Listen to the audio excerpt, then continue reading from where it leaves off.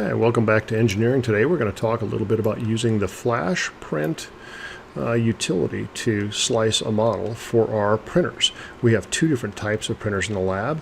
We've got a FlashForge Creator Pro, two of those, and we also have four newer FlashForge Creator Maxes. So there's not a lot of difference between the two, but let's take a quick look at some of the physical differences. So when you look at these two printers side by side, they're nearly identical. They have identical build volumes. The heads for the printing and the fans for the cooling and the rack for holding the material are identical, as are the top plastic pieces and the doors.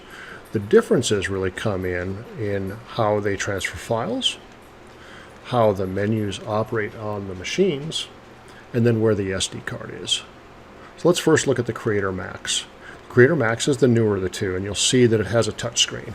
The touchscreen is reasonable, but these are all the menus. The green back button is one that you'll use quite a bit to navigate around, and we'll show you a little bit more later how to actually transfer the file and get it started in a separate video. But we can either transfer on a USB cable. We don't use that because the printers don't have a computer nearby. Or via an SD card. That's the most common method. You print to your SD card. And then the third way we can transfer files is over Wi-Fi. Instructors occasionally may set those up. There'll be a note on the printer if it's set up as a Wi-Fi printer. The SD card to use is around on the right-hand side over here, where my cursor's flashing. And like I said, it's got a touchscreen menu. But the menu effectively operates the same on the Creator Pro as it does on the Creator Max as it does on the Creator Pro. So let's look at the Creator Pro next. So the Creator Pro, again, the same build volume, same plate, relatively close to the same menu, except the transfer is really only via SD card, and the SD card lays on the inside of the cabinet on the right-hand side right here. It goes in with the label facing out towards you. This is a button-driven menu, and you got to kind of be slow and deliberate as you press the buttons because the processor isn't real fast. So that's the layout between the two printers when we say a Creator Pro versus a Creator Max.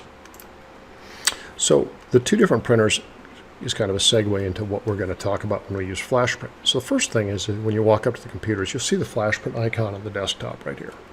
All you got to do, double-click and open.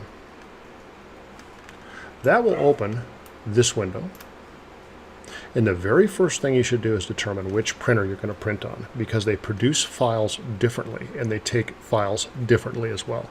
So right up here where I come down to print on that icon, I want to scroll down and choose my printer.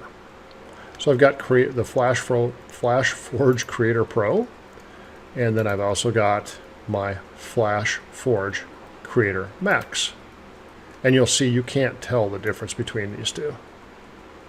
So the Max versus the Pro. So let's start out with the older printer, the Max. And I'm going to go ahead and print a file.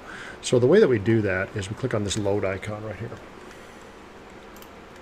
You click on the load icon, it's going to bring you up to a menu. Wherever the last person who loaded a file, that's the menu it'll bring you up to. In this instance, it happens to be my downloads. And here's my wing. I'm going to load that. Now, you'll get this little information pop up that says the model's off the platform. Do you want to put it on the platform? I wouldn't yet, because we're going to orient the model first. So I'm just going to go no on that. Now, as you look at this, realize that fused deposition modeling is going to basically go back and forth and lay down material in an XY grid.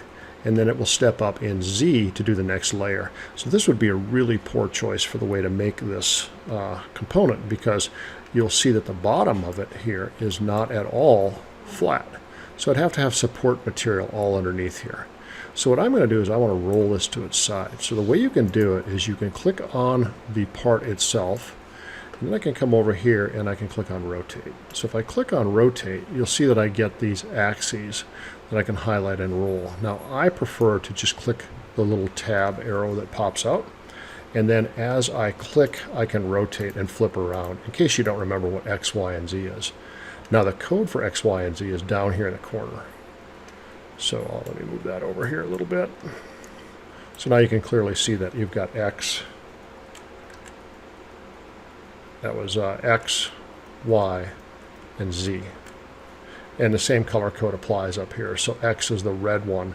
As I rotate it around, it's going around the X-axis, and that's what I want to do. And I actually want to print this so that I've got a relief cut in the top. I want that to be on the very top of the part because that's the most efficient way to print it. So I'm happy with its orientation now. I can flip it around also if I choose. And I always have to fiddle with these a few times. But it'll fit on the model or on the bed itself. Now, for your reference, the grid on this basically represents the overall size of the machine. So I've got it rotated, I've got it oriented properly. Now what I'm going to do is this little trick right up here. I'm just going to go Auto Layout All. So if I hit Auto Layout All, even though it's only one model, it will put the model onto the bed. So now you see how the bed is no longer red. I also could try and maneuver this around, but you'll see as soon as it turns red, that means I'm going through the build volume. There I'm in the back. Here I'm out the side and the front, and I can go out the top. So if I just go Auto Layout All, it will effectively center it for me. So there I'm set up. Now really there's not much else to do. Your default extruder on here, if you look right here, I can either use the right or the left extruder. Now the left extruder is the default that we use. So that is set.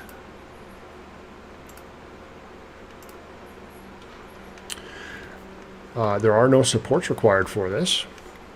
If it had material that was not supported, I could put supports underneath of it. If I auto support this, it won't generate any because there's nothing to be supported. It's completely supported on the platen. That blue is touching down. There's nothing in the air. So I can clear the supports. There's nothing there. Now I'm down to print. So if I hit the print icon here, or if I come over here and hit the print icon there, doesn't matter, it does the same thing. This is what you'll see open up, and this is the PLA standard menu. Now typically we print in PLA, which is a little more forgiving plastic in the lab. And you don't really ever have to change any of these defaults. This is set up by the instructor. This is if I want to increase the thickness of my wing, and I'm going to add an extra layer here. So the shell's going around. How thick is it? And then I can also change my infill.